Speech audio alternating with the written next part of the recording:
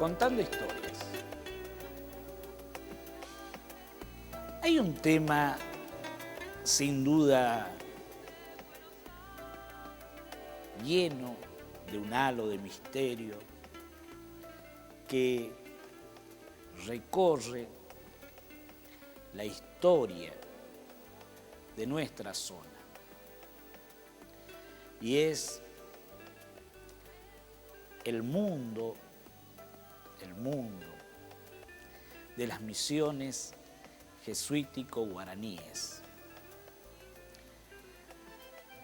Y recorriendo esa zona donde transcurrió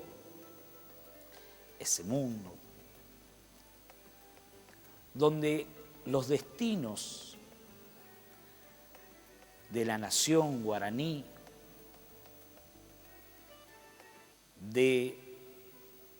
la compañía de los padres de Jesús o la compañía de Jesús o de los jesuitas, se cruzaron con el mundo de la conquista española, con la expansión portuguesa, lusitana, brasileña, y se estrellara, ocasionando realmente una explosión que dejara a ese mundo jesuítico guaraní, ancestral,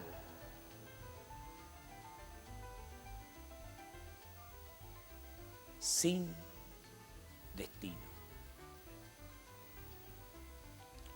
Ello ocurrió entre los siglos XVII, XVIII y XIX. Los guaraníes que habían arribado a estas latitudes provenientes desde el norte de Sudamérica, desde las Antillas prácticamente, en ese viaje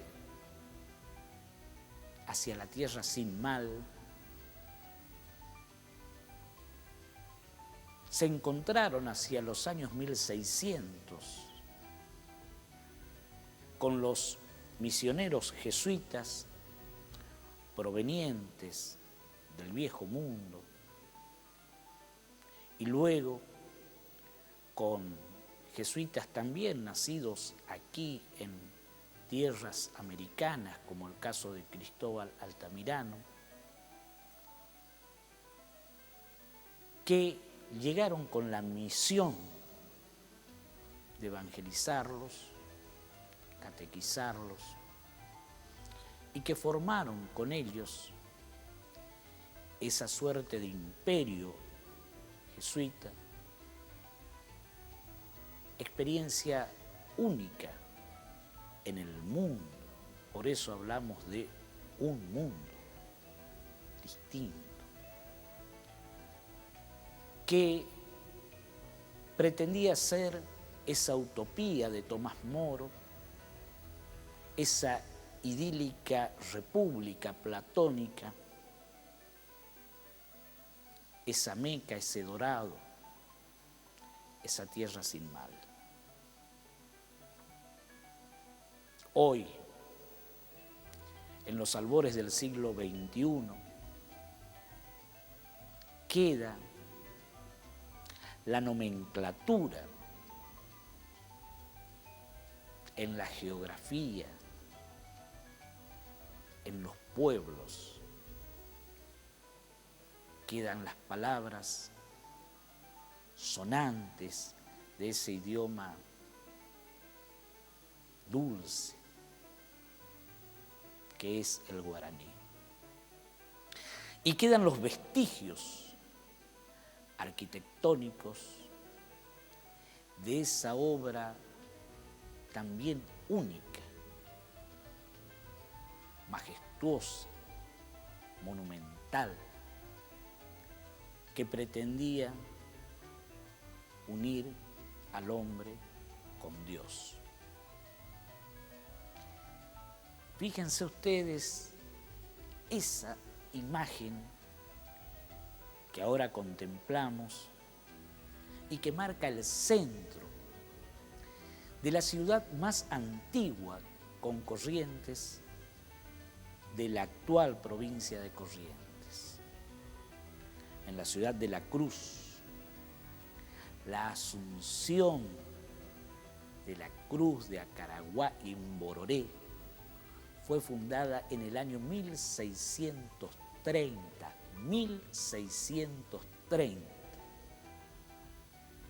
Originariamente se emplazó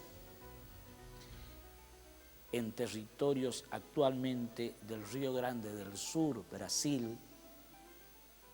y luego,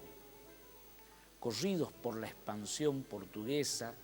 que usaba a los bandeirantes paulistas como fuerza de avance, se corrieron hasta el Mbororé, afluente del río Uruguay, luego, viniendo hacia el sur, se establecieron en el Yapeyú, el fruto llegado a su madurez, y de allí nuevamente fue trasladada esa cruz con la imagen de Nuestra Señora de la Asunción, que por eso lleva los nombres de Acaraguá y Mbororé, a su actual emplazamiento. Allí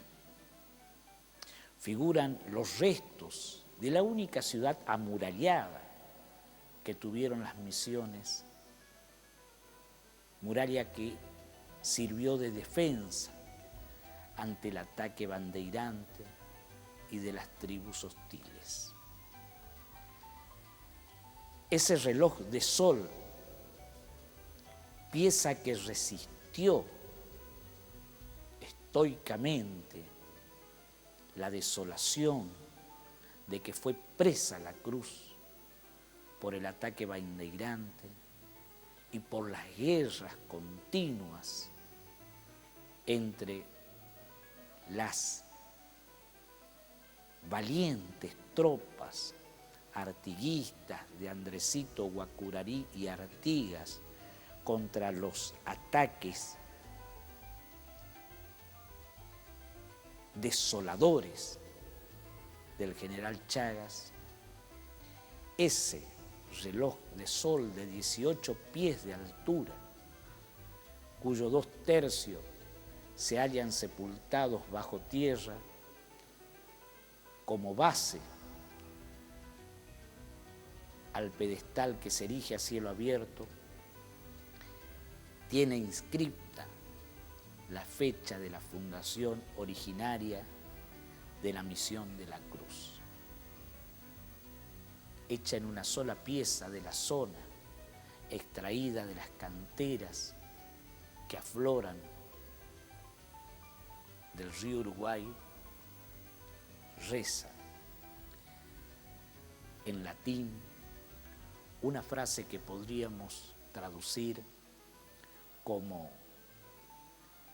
desde la salida del sol hasta el ocaso, alabado sea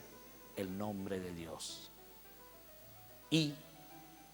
el año del 26 de marzo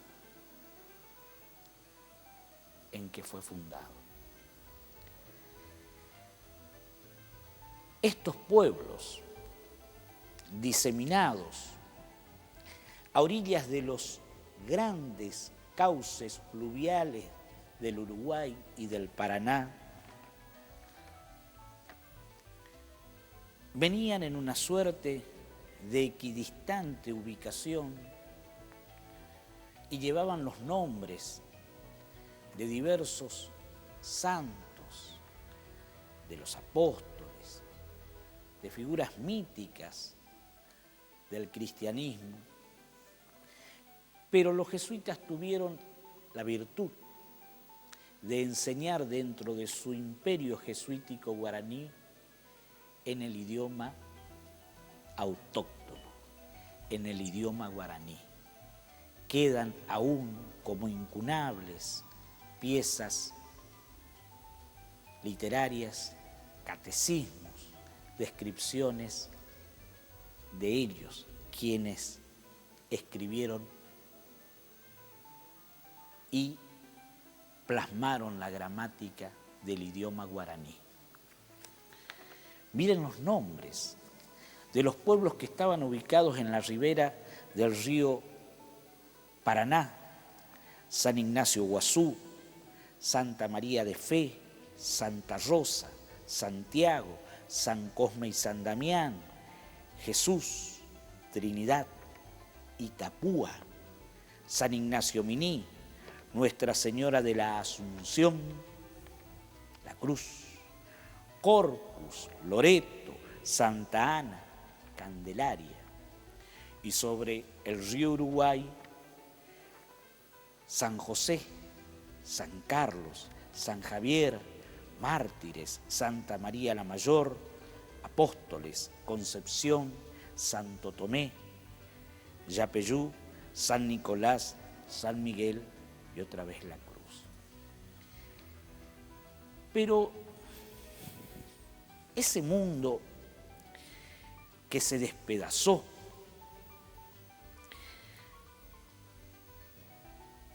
y que se desangró con los ataques bandeirantes, cuya máxima epopeya es la batalla naval de Mbororé de 1641, considerado el primer combate naval del Río de la Plata. Allí las fuerzas jesuíticas guaraníes se opusieron por primera vez con el uso de la pólvora y armas de fuego autorizadas por el rey y por el papa al ataque bandeirante. Y allí, en 4 o 5 jornadas, despedazaron a las huestes bandeirantes a orillas del Bororé, hoy Panambí, en la actual provincia de Misiones, Argentina. Y las guerras guaraníes de 1750, 52, 54, en que los 7 pueblos de las misiones del oeste fueron trocadas al Portugal por España por la legítimamente española colonia del Sacramento frente a Buenos Aires. Parece hoy absurdo entender que en una mesa diplomática de Europa entre España y Portugal se cambiaran 7 pueblos por un pueblo. 7 pueblos con su población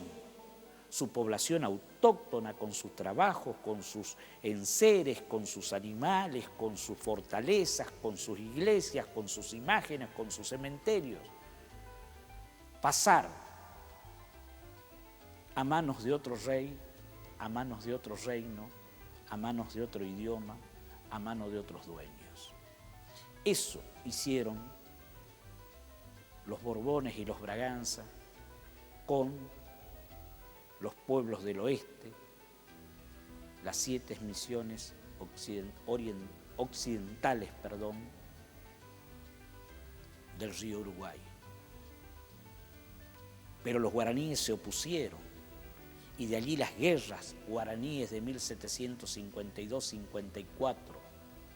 que fueron el movimiento de pinzas destrozadas por fuerzas lusitanas provenientes de San Paulo y por fuerzas españolas provenientes de Buenos Aires.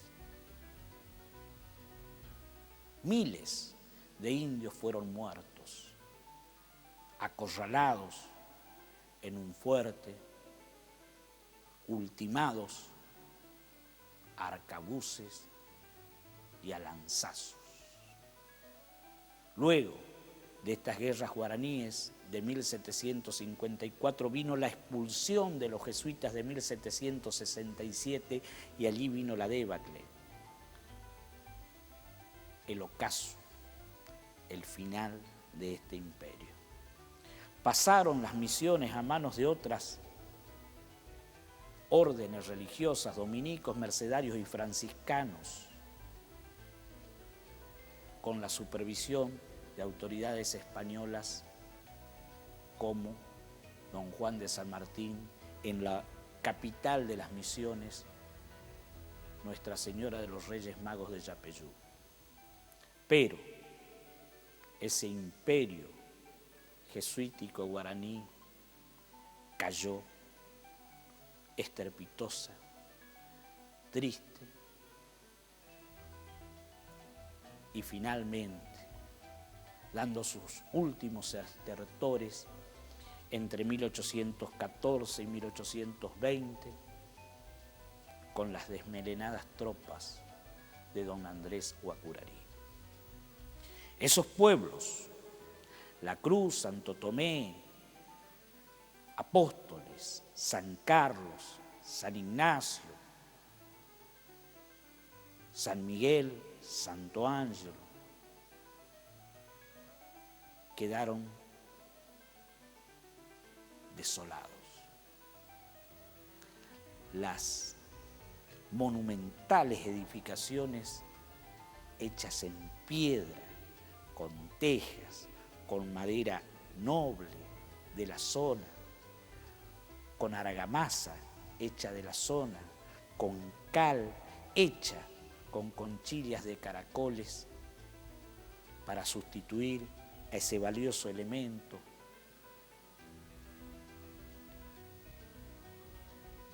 fueron presas de la naturaleza que nuevamente iba por sus fueros. Hacia 1857 la pluma eximia del autodidacta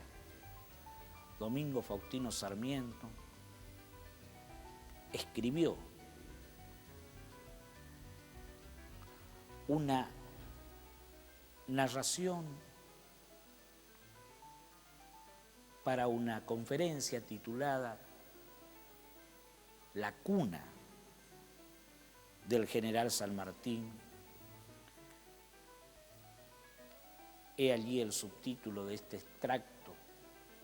de la biografía que él expuso tras la visita hecha a don José Francisco de San Martín en Francia. Y tomándonos la licencia ante ustedes, señores televidentes, queremos compartir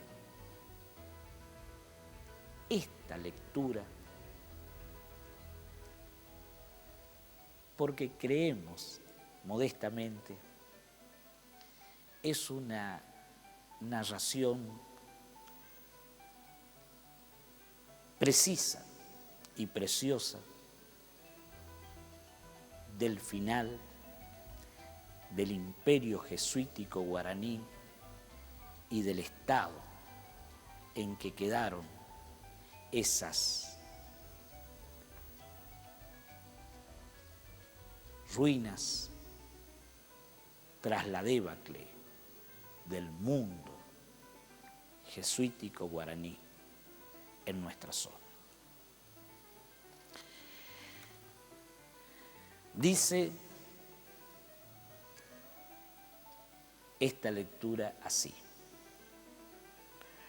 remontando el majestuoso Uruguay hacia sus ignotas fuentes, entre los dos grandes saltos o cascadas que hace el enorme volumen de sus aguas, extiéndese hacia el norte, bajo el cielo caliente de la vecindad del trópico, una comarca deliciosa,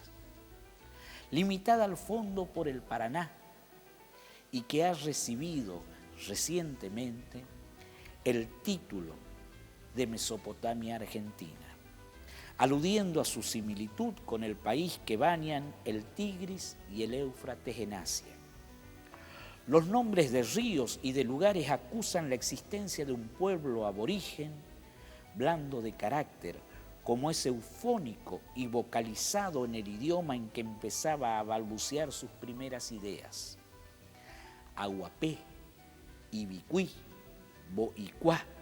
Aurupá, Yaguarí e Isoí muestran al niño hombre ya, que tiene por modelo las avecillas que saludan al sol o al susurro del céfiro en los palmeros, sin sonidos rudos, sin terminaciones ásperas, como si hubiese prestado el oído para distinguir las fugitivas modulaciones del eco que va repitiendo los rumores de las selvas o el murmullo de las aguas para imitar el lenguaje de la naturaleza. A la orilla de arroyos con nombres tan dulces como sus aguas, a lo largo del Paraná y del Uruguay, que descienden silenciosos por entre islas floridas o cañaverales de bambúes o tacuarales colosales. Otra historia y otro mundo de ideas revelan los nombres de ciudades y pueblos que no existen ya. Belén, La Cruz, La Asunción, los Apóstoles, los Mártires, San Ignacio Guazú, San Francisco de Borja, San Javier. Han dejado escrita en esta tierra virgen la historia del cristianismo desde su cuna en Belén hasta San Javier, el último de los apóstoles que fue por el mundo a anunciar a las naciones la buena nueva de Jesús. Las misiones de los jesuitas han dejado en esta parte del mundo una triste historia. Ya a orillas del Uruguay y del Paraná, por todo recuerdo, bosques de naranjales y granados que indican dónde estuvo alguna de sus famosas reducciones. Era la Menfis del gobierno teocrático de esta compañía de sabios, Yapeyú, situada a la margen norte del río Uruguay. Todavía se descubre entre el espeso bosque que cubre sus ruinas la plaza rodeada de corredores dobles para abrigar bajo su sombra a los transeúntes, sostenida la galería por columnas robustas de urunday en basamientos de piedra labrada. Sobre las murallas desmanteladas de los templos crecen hoy cactus colosales, de las formas extravagantes que asume este primer ensayo de la naturaleza para formar de hojas los árboles. Y como si hubiese querido iluminar a la luz del sol aquella escena de desolación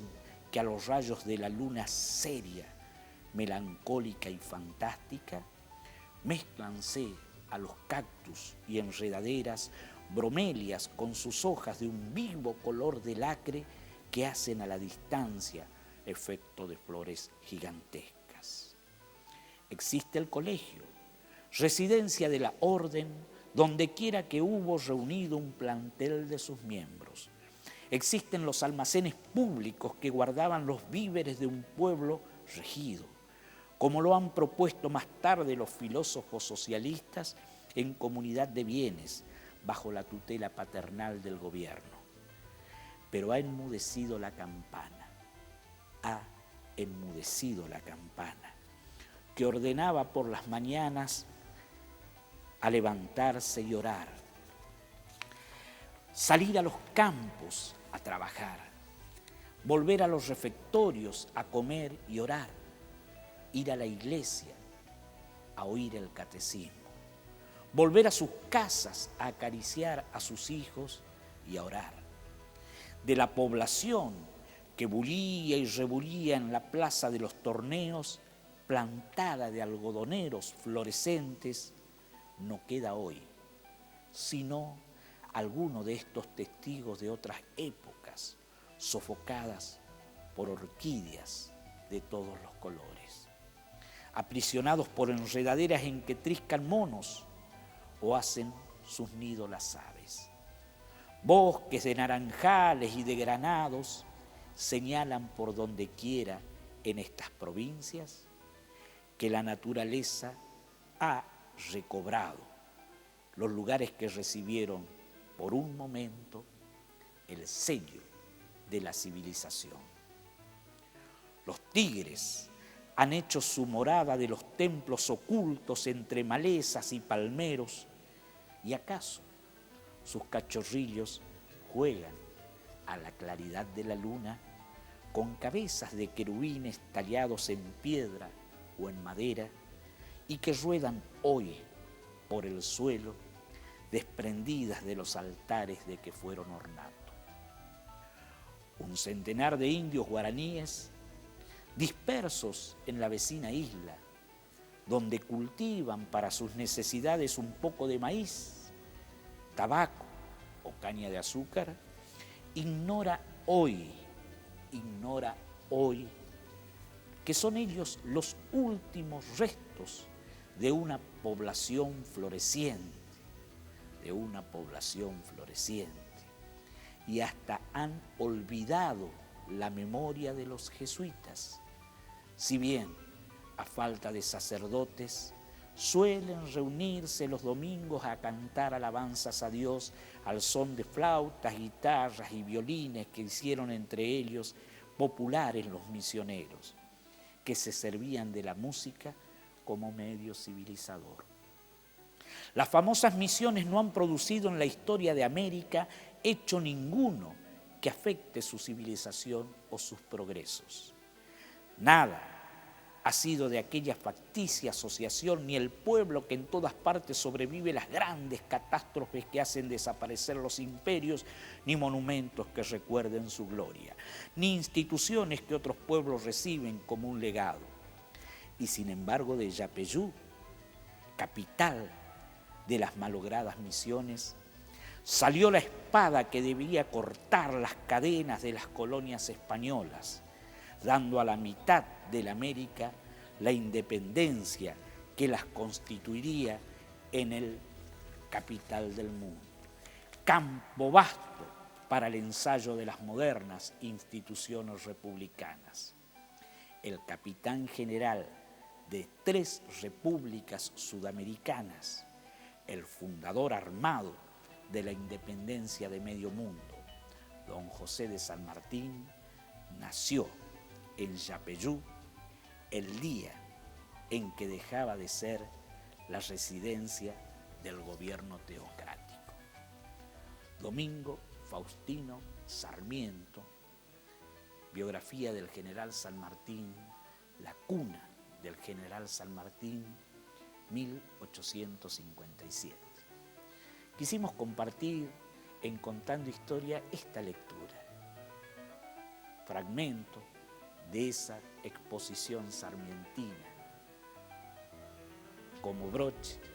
para este mundo deshecho de lo que hoy son las ruinas jesuitas